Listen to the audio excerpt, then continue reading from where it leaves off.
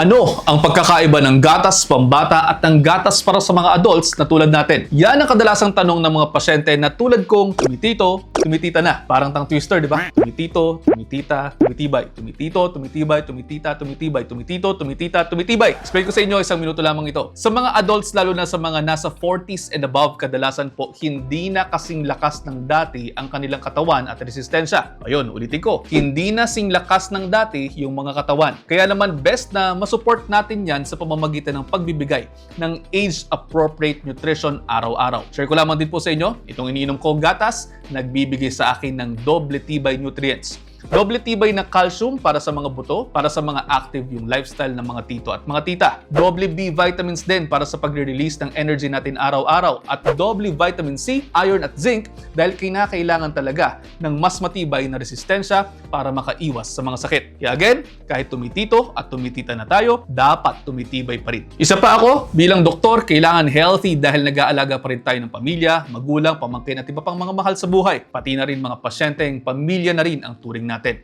Kaya ulit lamang, sa mga tumitito at mga tumitita na rin dyan, tandaan, dapat tumitibay pa rin tayo. O paano? Next patient na ako. Ikaw, next video ka na rin. See you next episode. Ingat!